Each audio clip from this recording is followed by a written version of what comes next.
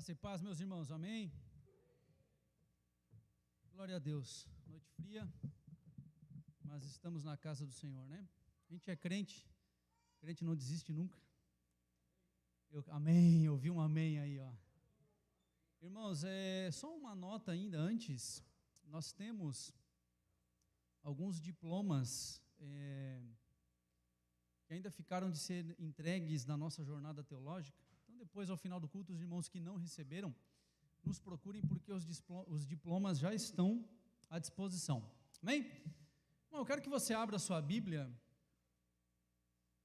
Eu quero comentar com você um texto bem conhecido. Eu vou tentar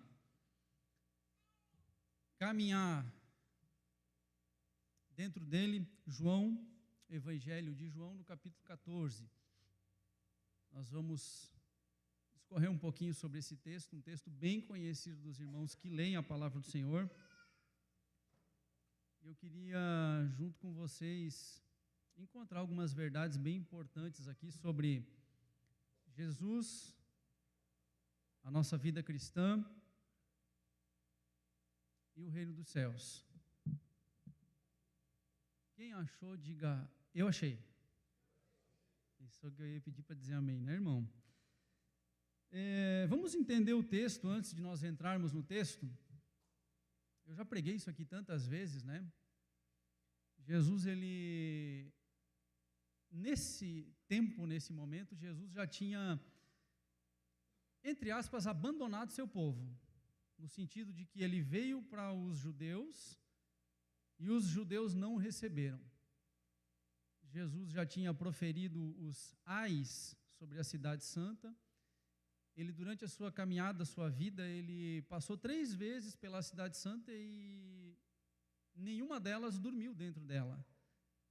Isso é importante, porque Jerusalém era o centro religioso, era o centro social, era o centro de vida de um judeu. E Jesus, ele veio para esse povo, mas esse povo não o recebeu. No capítulo 13, o capítulo anterior, é bem importante nós frisarmos que Jesus começa a sua última conversa com os discípulos antes de morrer, se entregar na cruz e depois, no terceiro dia, ascender e ir para os céus. Mas ele começa a sua última conversa com os discípulos. E essa conversa, irmão, é um tanto quanto tensa. Nós vamos ler no capítulo 13, no verso 21, você vai ler em casa, que Jesus estava com a alma aflita. E a aflição é coisa de ser humano. Deus nunca está aflito, nunca está angustiado, nunca está ansioso. Ansiedade é coisa de ser humano. Mas Jesus, ele estava num grau de tanta pressão pelos momentos que viriam, que diz o texto de João 13 e 21, que ele estava com a sua alma angustiada, em alta aflição. E logo depois que diz que Jesus estava aflito, diz, porque um deles o trairia. Justamente um dos 12, um daqueles que Jesus escolheu, mas era o mais capacitado para cuidar de uma das coisas mais importantes no ministério terreno de Jesus. Ele era o tesoureiro. Toma cuidado, tesoureiro. Ele era o tesoureiro, cuidava das finanças. Era o homem que foi, dentre os 12, achado com capacidade de administrar o recurso ministerial de Jesus.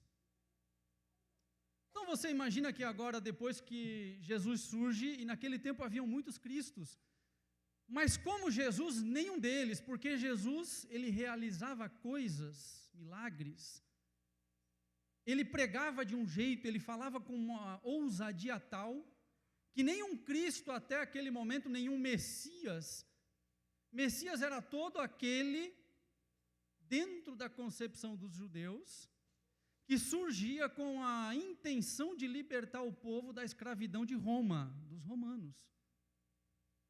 Só que se você analisar bem o Evangelho de Mateus, no seu capítulo de número 7, quando Jesus acaba de pregar o Sermão do Monte, Sermão do Monte, nos últimos 2 versos do capítulo 7, diz que as multidões estavam estarrecidas com o ensino de Jesus, porque ele ensina como quem tem autoridade. Ou seja, Jesus ele tinha uma conexão muito grande entre a teoria e a prática, e logo depois que ele termina o Sermão do Monte, ele começa um ministério de milagres.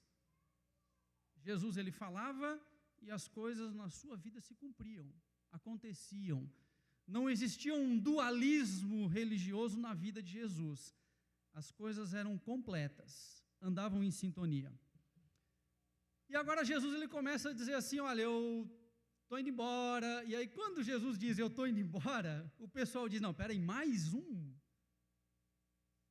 Será que a gente vai sofrer de novo aquilo que a gente já vem sofrendo há tanto tempo? O sujeito aparece, diz que vai libertar, e daqui a pouco ele some e a gente não sabe para onde vai. E a gente fica à mercê esperando um novo Messias.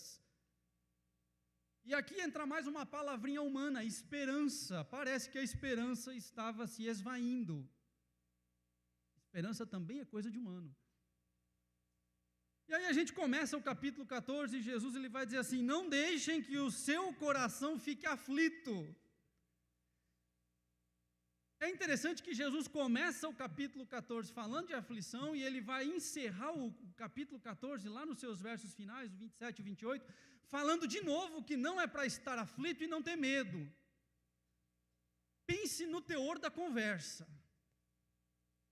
Pense no aflorar das angústias e aflições que haviam no coração dos seguidores de Jesus. E a grande pergunta que fica é, o que é aflição? Aflição é um sentimento de persistente dor física ou moral. Vou ler de novo. Aflição é um sentimento, é coisa que a gente sente, e que está relacionado a uma dor física ou a uma dor moral. Aflição, se você for procurar no dicionário, é sinônimo de ansiedade. Ansiedade é coisa de humano. Jesus, no seu andar terreno, ele falou muito sobre ansiedade. E eu gostaria de tentar definir teologicamente o que é ansiedade. Para mim, ansiedade é perda de foco. É quando nós nos voltamos ao terreno quando deveríamos de ficar com o foco naquilo que é eterno, daquilo que não é passageiro, daquilo que nos está prometido independente das circunstâncias. E quando Jesus ele vai conversar sobre ansiedade com os seus discípulos, lá no Evangelho de Mateus, no capítulo 6, no verso 25 em diante, você pode ler em casa, anote isso. Jesus ele vai dizer assim, por que vocês se preocupam tanto com a vida diária? Jesus está falando de vida diária. E aí ele vai relacionar as nossas preocupações de vida diária, comer, beber e vestir. Você já se preocupou que as nossas angústias, as nossas aflições, elas estão totalmente ligadas no campo da moral, e moral foi uma palavrinha que os romanos definiram para tentar explicar o termo grego ética. E o campo da moral está no campo dos nossos costumes.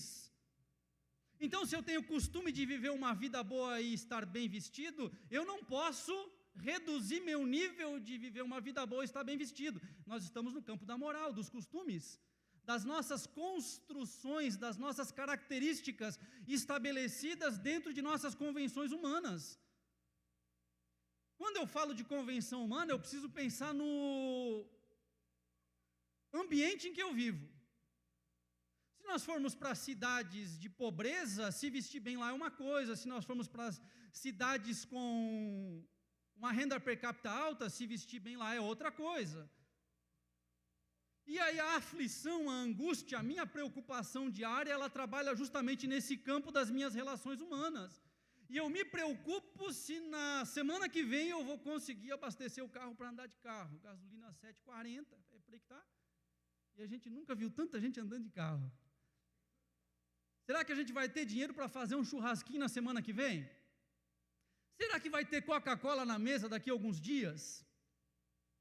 Será que eu vou continuar conseguindo tomar 2 banhos. Nossa, 2 banhos por dia no inverno, irmão, tem que ser corajoso. Estou brincando.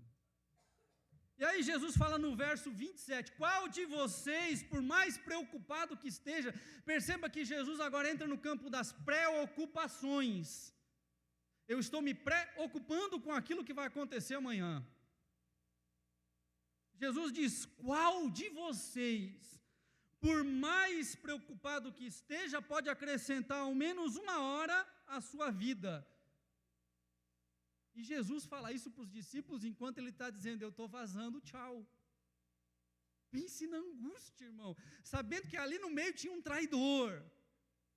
E a gente olha os fatos e já sabe que é Judas, mas naquele meio onde Jesus está anunciando o traidor, as pessoas não sabem quem era. Tanto que na última ceia eles ficam perguntando, quem é? Ou seja, preocupações. No verso 32 de Mateus 6, Jesus diz assim, essas coisas ocupam o pensamento dos pagãos. Pagão é uma pessoa que não conhece a Deus em sua essência. E toda vez que eu tiro a minha visão daquilo que é celestial, irmão, eu não estou dizendo que isso é fácil. Viver despreocupado não é fácil para ninguém. Até porque amanhã todo mundo precisa trabalhar, tem conta para pagar, tem coisas de família que precisam ser resolvidas. Eu não estou dizendo que é fácil, eu estou dizendo que é altamente complexo. E Jesus está dizendo, olha, não fiquem aflitos, porque naquele momento os filhos, os discípulos estavam perdendo a sua referência. E quando eu perco a minha referência, a ansiedade toma conta do meu coração. Imagine a vergonha para os discípulos de dizer, caramba, acreditei 3 anos num homem que agora vai sumir de cena, e eu vou precisar achar um outro Cristo para satisfazer a ausência daquela referência, mas enquanto isso eu passo vergonha. Ou seja, a aflição era grande. Só que Jesus emenda esse não estejam aflitos com uma frase importante, creiam em Deus. Me parece que Jesus está associando a falta de fé a aflição. Dá para entender isso ou não? Porque Jesus diz, não estejam aflitos, ponto, creio em Deus. Ele está dizendo, voltem o foco para aquilo que realmente importa, Deus. Vocês podem ter tudo na vida, mas a partir do momento que vocês não crerem em Deus, vocês não têm mais nada, acabou-se tudo. E aí ele diz assim, mas também creiam em mim. Jesus está dizendo, creiam em Deus, mas creiam também em mim. Eu estou indo embora, mas vocês precisam acreditar em mim. E aí eu percebo que a fé, irmão, ela começa a existir na minha vida somente no instante em que temos todas as razões para abandonar a nossa vida de fé. Porque crer em Deus quando tudo vai bem é muito fácil. Agora, crer em Deus quando tudo vai mal, aí é que você precisa mostrar que você tem fé. E talvez Deus pode não resolver a tua situação, até porque Deus não é obrigado a resolver a tua situação nem a minha. Deus não é o Aladim da lâmpada mágica. Deus é Deus. Criador de todas as coisas, existente desde todos os tempos, não é um ser criado, é um ser criador. E Deus não precisa de minha vida e sua vida para se sentir satisfeito. Deus não tem problema sentimental em relação à nossa existência.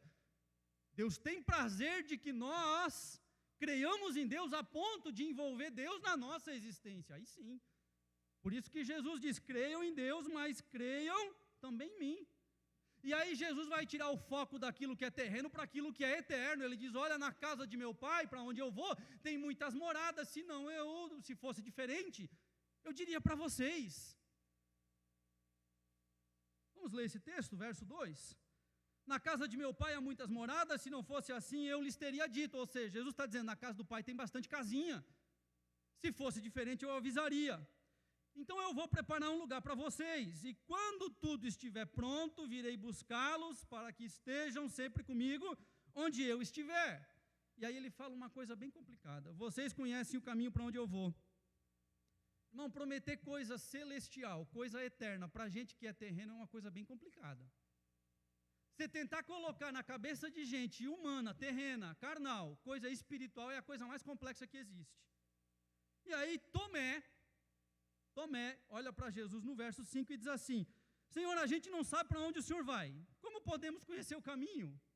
Eu acho que o Senhor não está entendendo que o Senhor está falando com homens pescadores, agricultores. O Senhor não percebeu que está falando com gente que ainda não entendeu quem o Senhor é?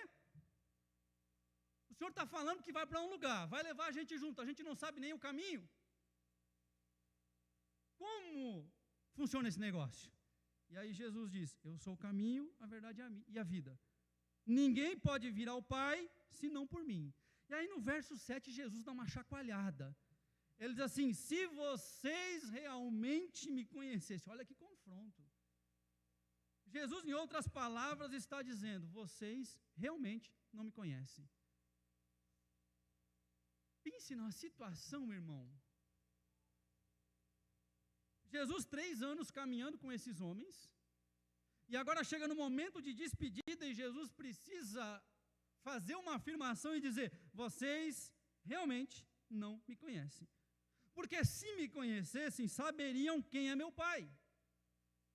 Mas, de agora em diante, vão conhecer e ver o Pai. Que alívio! Que alívio, irmão! Antes tarde do que nunca. Porque, afinal, 3 anos, Jesus vai mostrar quem é seu Pai. Olha o verso de número 8. Filipe. Aquele mesmo Filipe que lá no começo do Evangelho de João, no capítulo 1, lá no verso 40, 45, ele diz para Natanael assim: Natanael, eu encontrei o homem dos quais Moisés na lei e os profetas do Antigo Testamento falaram, Jesus de Nazaré, filho de José. E aí o Natanael vai dizer assim: pode vir alguma coisa boa de Nazaré? Preste atenção no que Filipe diz: venha e veja. Ele não disse: venha e sente-se para escutar. Ele disse: venha e veja. Esse mesmo Filipe, que de forma apaixonada teve um encontro com Jesus e evangelizou o amigo Natanael, que era um judeu que não tinha dolo, foi a Natanael e disse: eu encontrei o Messias que o Antigo Testamento fala.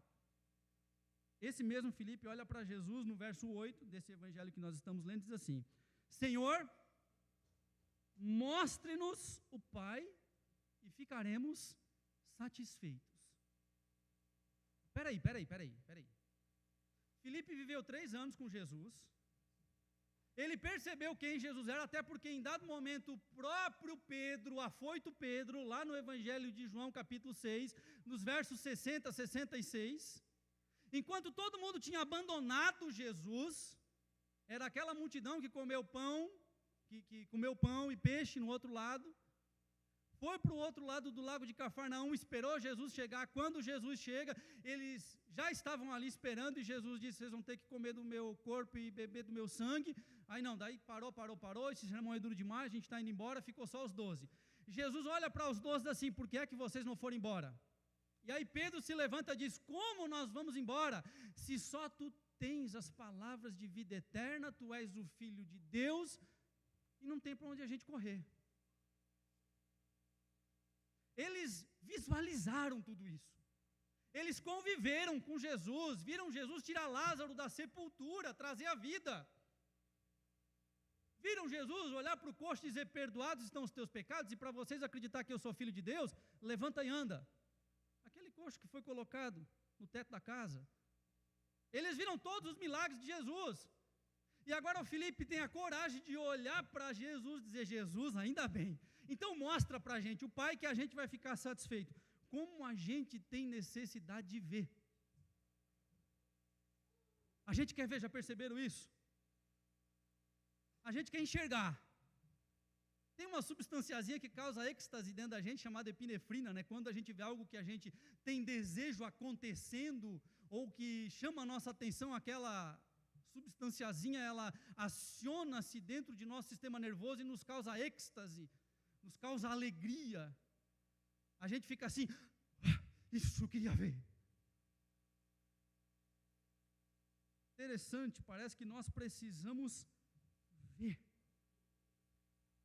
Mas tem uma palavrinha aqui que me chama a atenção: nós ficaremos satisfeitos. Me parece que Filipe é a voz de todos os discípulos. E eu fiquei pensando na minha vida de fé: será que eu não quero ver coisas acontecendo para me sentir satisfeito? O que é satisfação? O que é estar satisfeito? E eu fui procurar uma definição de satisfação. Satisfação está relacionada a contentamento, prazer advindo da realização do que se espera, do que se deseja. Aí eu fiz uma pergunta. Eu digo: por que é que eles queriam ver Deus?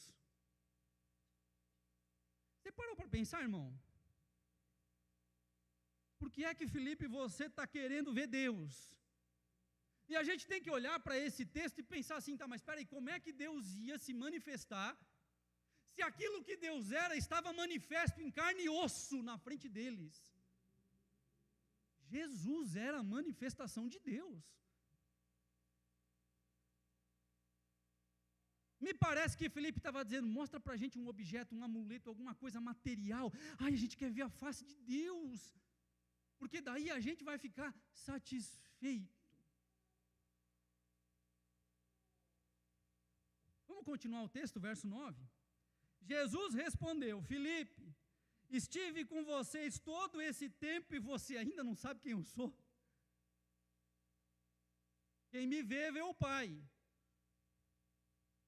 Então, por que me pede para mostrar o Pai? Verso 10. Você não crê que eu estou com o Pai e o Pai está em mim? As palavras que eu digo não são minhas, mas de meu Pai, que permanece em mim e realiza as suas obras por meu intermédio. Verso 11. Apenas creiam. Parece que Jesus está apelando, irmão. Jesus está dizendo: Filipe, eu não vou te mostrar o Pai, porque eu sou a manifestação do Pai. Eu só te peço uma coisa: apenas creia que eu estou no Pai e que o Pai está em mim. Aí Jesus olhou e falou assim: eles não entenderam ainda. Então eu vou apelar mais ainda, eu vou dizer assim: ou creiam pelo menos, Filipe, por causa das obras que vocês me viram realizar.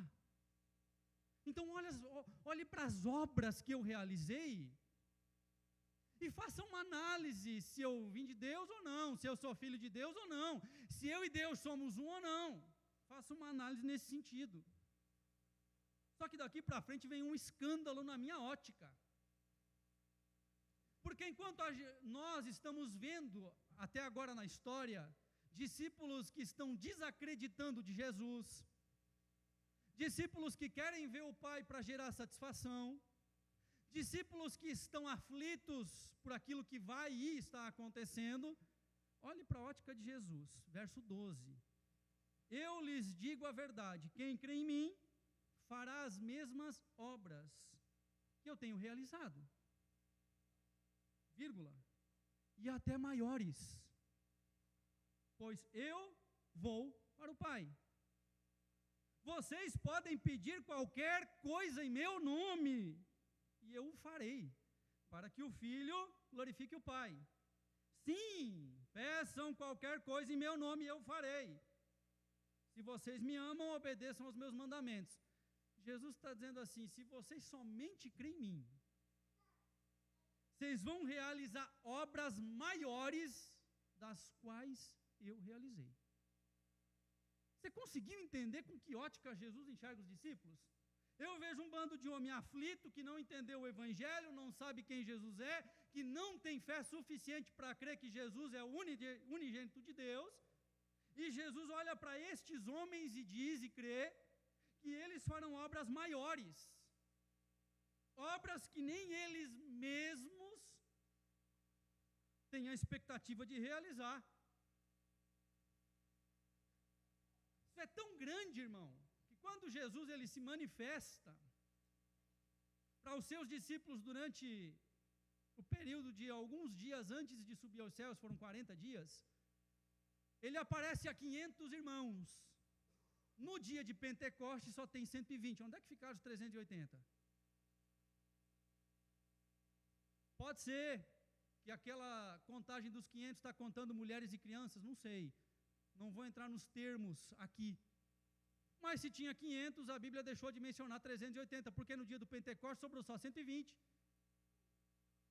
E a gente não para pensar que talvez, 380 deixaram de crer no meio do caminho. E foram surpreendidos no dia de Pentecostes com aquilo que Jesus fez. Agora a pergunta que fica é: você entregaria a obra que vai definir os rumos da humanidade a homens que nesse momento estão aflitos, com falta de fé, e dentro deles tem até um traidor? Sim ou não? Nem Jesus entregaria sem ter o cuidado de fazer um acompanhamento.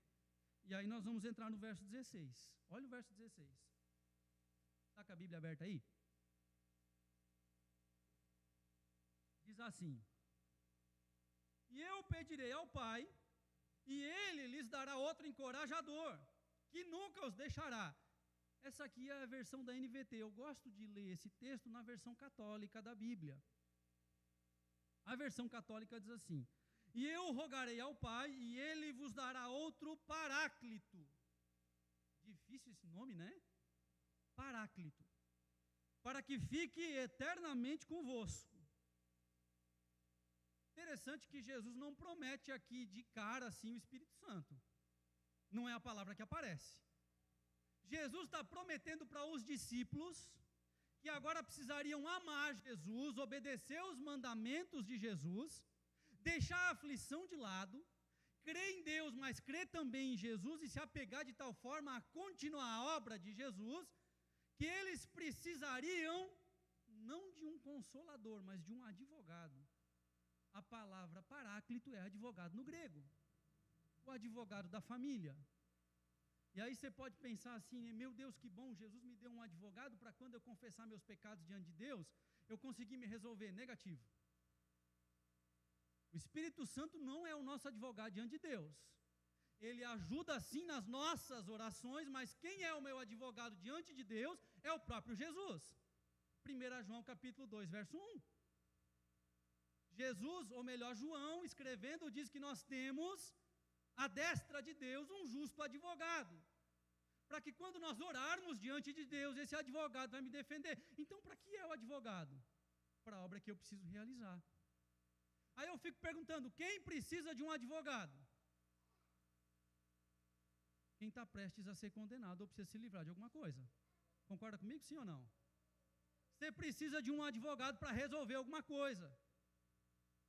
Então Jesus está dizendo: eu vou mandar um advogado para que diante do mundo, vocês carnalmente não precisam se defender. Porque o Espírito Santo, o Paráclito enviado de Deus, esse vai defender vocês diante da humanidade. Irmão, você não precisa dar explicação. Na verdade, você precisa viver o Evangelho, só isso. Mas é interessante que a gente precisa entender qual era o pensamento judaico relacionado ao Espírito Santo. Ele tinha duas óticas. Primeiro, o Espírito Santo no Antigo Testamento estava relacionado à profecia. Nesse tempo aqui já tinha 400 anos que Deus não havia levantado um profeta. Aí eles pensaram: peraí, mas se Jesus vai mandar um advogado, e mais para frente vai falar que é o Espírito Santo, e eles ficaram em tensão assim, né? Porque, peraí, ele vai mandar o Espírito Santo, 400 anos sem um profeta, a gente vai profetizar? Essa gente toda aí do lado de fora vai depender da gente para ouvir as verdades de Deus?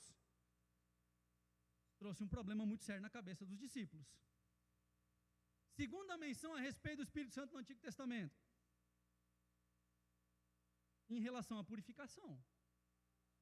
E naquele tempo era muito normal as pessoas pegarem e saírem do contexto da cidade, ir para o meio do mato, para o meio do deserto, se enfiar lá sozinho e criar tribos de purificação. A gente vai viver sozinho, os essênios, né? A gente vai viver sozinho, isolado, para a gente não se contaminar. Mas agora Jesus está prometendo que vai mandar um outro, e o Espírito Santo não é a substituição de Jesus, não, negativo. O Espírito Santo ele vai promover a lembrança e os ensinamentos de Jesus. Então ele não é a substituição de Jesus. O Espírito Santo ele vai promover a edificação de Cristo dentro de mim. e Ele vai fazer com que eu seja a boca profética do Senhor, e o santo de Deus no meio dos meus dias. Mas que profecia eu tenho, Boaz? A maior de todas. A maior mensagem que o mundo poderia ouvir. Nós estávamos destinados ao inferno, e Deus enviou seu Filho unigênito para se entregar na cruz, e dar a sua vida sem pecado pela minha vida cheia de pecado. É a maior profecia que existe. Não tem outra profecia mais poderosa do que essa.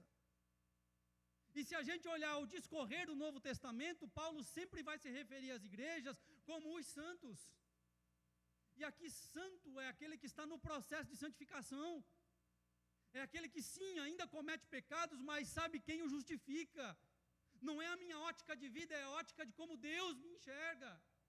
Eu sou santo porque Jesus, através de sua obra, me justifica e torna o meu andar santo. Eu olho para tudo isso, e quando eu analiso Atos capítulo 2 e o verso 17 em seguinte, eu percebo que sim, o espírito da profecia estava atuante na vida dos apóstolos. Tanto é que eles começam a falar das grandezas de Deus e as pessoas entendem, e isso dá um resultado muito claro. Qual é o resultado? O que faremos nós? E aí Pedro diz: arrependam-se dos seus pecados, creiam em Jesus e sejam batizados. E a igreja agrega no seu primeiro sermão 3.000 almas. Pedro não tinha capacidade de pregar aquele sermão, mas ele prega um sermão muito simples. Deus enviou Jesus, nós matamos Jesus, nós o pregamos no Calvário pelos nossos malditos pecados, e na ótica divina ele se entrega para que nós tenhamos uma vida e uma vida abundante. Nessa ótica, sim, o espírito da purificação agora atua na vida dos filhos de Deus. De que forma? A forma de gerar o processo da santificação. E o que é o processo da santificação? É cada vez mais você perceber que os teus pecados te afastam de Deus, e que somente a sua graça manifesta em sua vida te aproxima. Essa é a clareza que João me traz.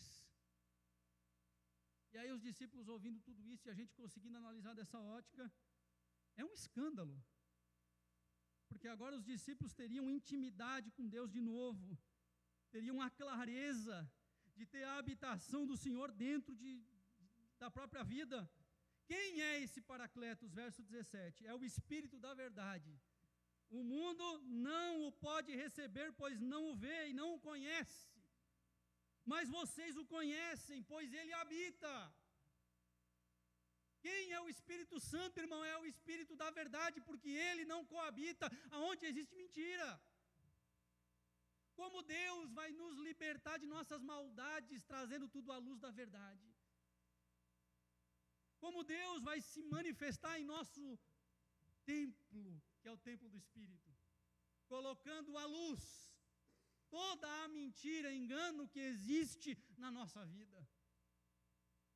E aí nós temos que entender que o advogado naquele tempo não era chamado para consolo. A gente gosta de ler que Deus vai enviar o Consolador. Sim, a gente gosta. E a gente se sente até consolado, mas a obra do Espírito Santo é me constranger. A obra do Espírito Santo é tocar nas minhas feridas. A obra do Espírito Santo é criar um processo de purificação constante em minha vida, não um processo que eu gero. Irmão, não é um processo de autossantificação. É um processo de justificação de Deus na minha vida.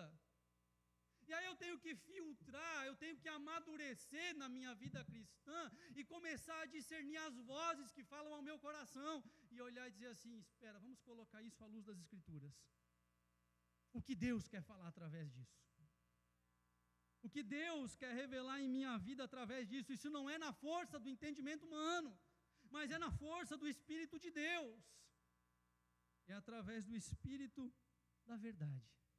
Eu quero que você olhe rapidamente, eu já vou caminhar para a conclusão. João 16, do 7 ao 15. Olha isso. João 16, do 7 ao 15. Diz assim o texto. Mas, na verdade, Jesus falando, é melhor para vocês que eu vá. Olha só, Jesus dizendo, eu estou indo. Para vocês é muito melhor que eu vá. Pois se eu não for, o encorajador, o Paráclito, não virá. Se eu for, eu o enviarei a vocês. Quando ele vier, ele convencerá o mundo do pecado, da justiça e do juízo. Olhe qual é a obra do Espírito Santo. Ele vai convencer o mundo do pecado, da justiça e do juízo. E João explica isso. Do pecado, porque o mundo se recusou a crer em mim. Da justiça, porque eu voltarei para o Pai e não me verão mais. Do juízo, porque o governante deste mundo já foi condenado. E ele continua. Há tanta coisa que ainda quero lhes dizer, mas vocês não podem suportar agora. Estava falando para os discípulos. E ele vai continuar no verso seguinte. Quando vier o Espírito da verdade, ele os conduzirá a toda a verdade. Quando os meus filhos tentam dar aquela mentirinha que todo mundo tenta em algum momento da vida dar, eu olho e deixo bem claro, filho, se você mentir agora para o papai, você vai estar escravo da mentira e um abismo chama outro abismo. Você vai ter que mentir uma vida inteira para cobrir uma mentira. A mentira dói, meu filho. A verdade dói, mas precisa ser revelada. Quando vier o Espírito da verdade, ele os conduzirá a toda a verdade. Não falará por si mesmo. O Espírito não fica inventando coisa, irmão. Mas lhes dirá o que ouviu e lhes anunciará o que ainda está por acontecer. O Espírito vai falar daquilo que ouviu. E vai nos trazer discernimento em relação àquilo que ainda vai acontecer à luz daquilo que Jesus disse. Verso seguinte. Ele me glorificará porque lhes contará tudo o que receber de mim. 15. Tudo que pertence ao meu Pai é meu, por isso eu disse, o Espírito lhes contará tudo o que receber de mim. Vamos pular para o verso 26 de João 15 para a gente ir para a conclusão? Verso 26 do capítulo 15. Mas quando o Pai enviar o encorajador, o Espírito Santo, agora aparece a palavra Espírito Santo, como meu representante, perceba que não é um substituto, é representante de Jesus. Ele lhes ensinará todas as coisas e os fará lembrar de tudo o que eu lhes disse. Jesus está saindo rapidamente de cena, e eu fico pensando, né? Por que será que Jesus deixou um representante que não esquece de nada? A resposta é óbvia, porque a gente é esquecido. Concorda comigo, sim ou não? A gente é muito esquecido. Aí Jesus olhou para os discípulos como se fosse a gente aqui, olhou e disse assim, daqui uma semana vai ruir. No ano que vem vai dar problema. Daqui a 5 anos, tudo desviado. Então eu vou mandar alguém que todos os dias vai fazer eles lembrar de tudo aquilo que eu disse. Como é que o Espírito Santo vai trabalhar na minha vida então? Perceba que ensino e lembrança estão associados na ótica divina. Ensino e lembrança. E você precisa se perguntar o porquê. Porque se daqui a pouco a gente começar a trabalhar em cima daquilo que a gente nunca ouviu, a gente pode confundir a voz de Deus com qualquer outra voz por aí. Concorda comigo, sim ou não? Mas quando a gente tem uma base de ter ouvido aquilo que Jesus disse, o Espírito Santo vai trabalhar em cima disso. E aí a gente precisa reforçar hoje aquilo que a gente já reforça há 7 anos. Leia. Leia. Leia. Leia, irmão. Que a palavra de Deus seja o primeiro contato do teu dia. E o falar com Deus seja a tua primeira prática diária. E eu não estou falando de ler e esquecer, eu estou falando de ler e meditar. Porque é ali que o Espírito Santo vai me ensinar. E eu fiquei pensando em tudo isso. E eu fiquei pensando naquilo que João está escrevendo. João está escrevendo isso aqui mais ou menos no ano 85, 90 depois de Cristo. Jesus já tinha partido há mais ou menos uns 50 anos. Há uns 50, 60 anos. Jesus já tinha se entregue na cruz. Como é que João lembrou de tudo aquilo que Jesus falou, cara? Quem será que foi? Será que ele, eu vou bolar alguma coisa aqui para que lá em 2022 os crentes da comunidade Vale da Graça, que fazem parte do reino, sintam alguma coisa? Não. O Espírito Santo começou a trazer à memória de João aquilo que Jesus havia ensinado. Coisas a respeito da vida cristã. E foi justamente no momento em que nasce um dos piores problemas contra o cristianismo, o gnosticismo.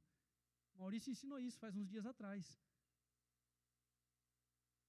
Jesus mais alguma coisa, a matéria é ruim, o Espírito é bom, como é que pode o Filho de Deus habitar dentro da matéria? Então precisa de Jesus mais alguma coisinha, Jesus só não é suficiente. E aí João vai começar a elucidar coisas a respeito da vida de Jesus. Irmão, isso para mim faz tanto sentido, que quando Jesus promete em Atos, e aqui eu encerro no capítulo 1, verso 8, eu quero que você olhe para esse texto, Atos capítulo 1, verso 8, diz assim o texto escrito por Lucas: mas receberão poder, quando o Espírito Santo descer sobre vocês, e serão minhas testemunhas em Jerusalém, em toda a Judéia e Samaria, até os confins da terra. Algumas palavrinhas interessantes aqui. A primeira é poder, receberão poder. A palavra poder aqui é uma palavrinha grega dunamis, dinamite, dinâmico. Quando aqueles irmãos receberiam poder? Quando sobre eles descesse o Espírito Santo. E aqui a gente precisa entender o Espírito Santo nesse poder em movimento, dinâmico, que não pode ser aprisionado, que não pode ser limitado. Um Espírito Santo que pode estar falando aqui hoje à noite, pode. Um Espírito Santo que talvez pode estar falando mais ali, do lado de fora, do que talvez aqui no lado de dentro. Um Espírito Santo que pode estar falando até na vida de um não cristão. Um Espírito Santo que agora foi derramado sobre toda a carne e age dentro de toda a humanidade, através de dons da graça comum. Um Espírito Santo que se manifesta não dentro da minha ótica, mas que trabalha na evolução do ser humano que realmente se entrega a Deus, e aí ele trabalha numa escala evolutiva. Um Espírito Santo que pressupõe movimento, mudança de vida, mudança no modo de pensar. Um Espírito Santo que pressupõe uma relação íntima com Deus, e nós não podemos encaixotar Deus aonde nós queremos. Mas Deus pode limitar a sua ação em nossa vida se Ele quiser. Desce sobre aqueles homens o Espírito Santo, que é dinâmico, que age. E depois que ele desce, ele diz assim: vocês daí serão minhas testemunhas. Para que serve uma testemunha? Para dar um depoimento de uma coisa que ela acredita ser verdade em relação àquilo que ela viu e ouviu. Por que que o Espírito Santo me dá poder dinâmico? Para mim testemunhar daquilo que eu vi e ouvi a respeito de Jesus. Para mim falar das Escrituras e das minhas experiências cotidianas com o próprio Jesus. É para isso que o Espírito Santo desce sobre as nossas vidas. É para isso que o Espírito Santo nos dá poder. E aí perceba que ele dá poder para os discípulos, para eles começarem a obra de testemunhar de Jesus em Jerusalém, Judéia, Samaria e os confins da terra. Pense comigo. Estamos em Jerusalém, no nosso reino, e Jesus diz: comecem por Jerusalém. E a vida está boa em Jerusalém, porque a gente está no centro da vontade de Deus. E aí Jesus manda uma perseguição, ele permite uma perseguição, para que os discípulos saiam para a Judéia. A Judéia é os arredores de Jerusalém. Mas não satisfeito, o Espírito Santo, Deus permite, para que a obra desenvolva e o testemunho de Jesus se espalhe, ele pega e manda um pouquinho mais de perseguição, e os discípulos precisam agora ir para aqueles que são os inimigos, Samaria. Mas o Espírito Santo, não satisfeito com o movimento e precisando expandir o reino de Jesus, porque essa é a obra dele, é fazer com que a gente esteja bem armado para difundir o reino, a perseguição aumenta e a gente se espalha para os confins da terra, e hoje a gente está em Rio do Sul, pregando um evangelho que o Espírito Santo colocou de forma dinâmica na vida de 120 homens, e fizeram o que fizeram, e hoje a gente está aqui por causa disso. Eu queria encerrar dizendo que nós precisamos da ação do Espírito Santo. Irmãos, uma igreja sem a ação do Espírito Santo não é igreja. É um clube de pessoas que têm um bem comum, uma relação comum, que se reúnem para estarem juntas. O Espírito Santo, ele é tão dinâmico que a gente tem aqui dentro vários tipos de pensar, mas um só propósito. O Espírito Santo, ele é tão dinâmico que ele usa cada um na sua capacidade. Vocês podem ver o nosso púlpito aqui. Um pouco mais agitadinho, um pouco mais chorosinho, um pouco mais didático. O Espírito Santo age em cada um do seu jeito. E nem todos aqui pregam. Tem gente aqui que ora e ora uma barbaridade para que isso aqui evolua. Tem gente aqui que nem ora tanto, mas também não prega, mas louva o Senhor aqui na comunidade, louva fora, canta, adora a Deus, é músico. Deus deu dons para a igreja através da ação do Espírito Santo. E se tem algo que nós precisamos entender a cada dia, é como essa ação do Espírito Santo se desenvolve dentro do corpo. Ele quer te fazer lembrar. E talvez hoje é a noite que ele te faz lembrar de coisas que você esqueceu. De coisas que talvez você já era para ter evoluído, mas não evoluiu ainda, e hoje ele te traz à memória coisas que precisam ser evoluídas na tua vida através da luz que as Escrituras trazem sobre isso. Amém, irmãos? Se coloque de pé.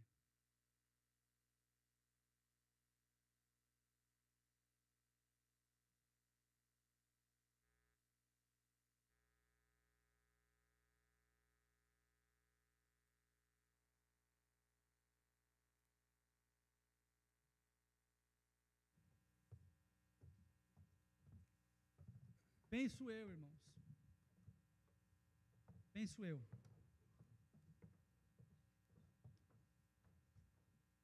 Isso é fala minha. Não entendam isso como uma revelação do Espírito Santo, não. Pensamento meu. Eu acredito que o Espírito Santo quer nos impulsionar daqui para fora. Não nos implodir aqui dentro.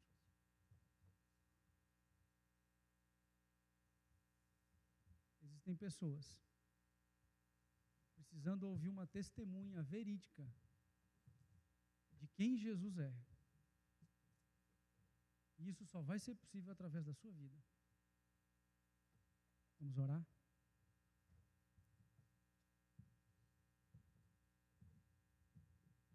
Senhor, obrigado, Deus, pela Tua palavra.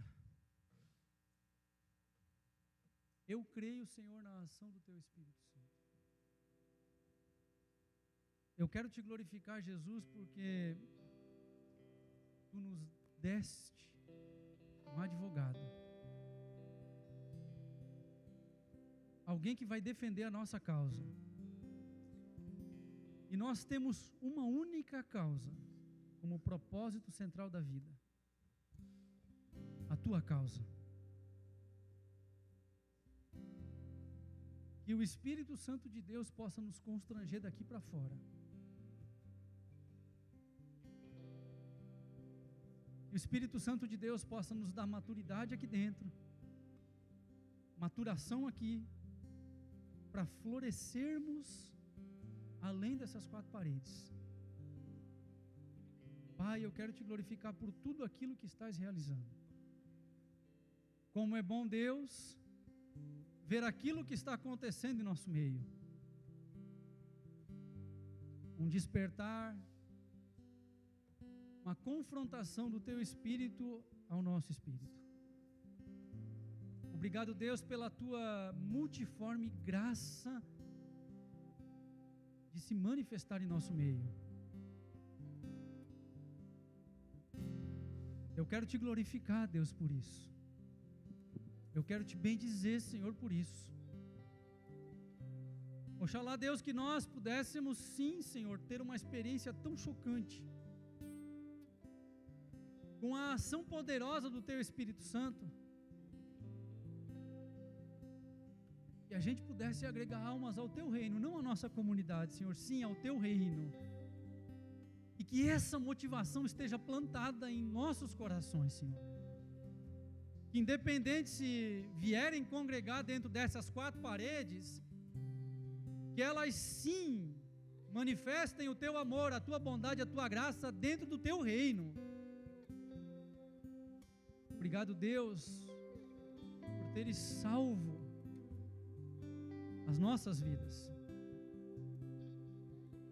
Obrigado, Senhor, por esse corpo que se reúne já há 7 anos para glorificar o Teu nome, bendizer o Teu nome e procurar entrar no caminho, Senhor, um caminho de revelação bíblica da Tua palavra, uma orientação clara em relação àquilo que vai acontecer através da ação do Espírito Santo e principalmente, Deus, estarmos reunidos em amor, porque Te amamos. Obrigado por Tua graça manifesta. Eu quero abençoar Teu povo nesta noite, Senhor, em nome de Jesus. Amém. Não se turbe o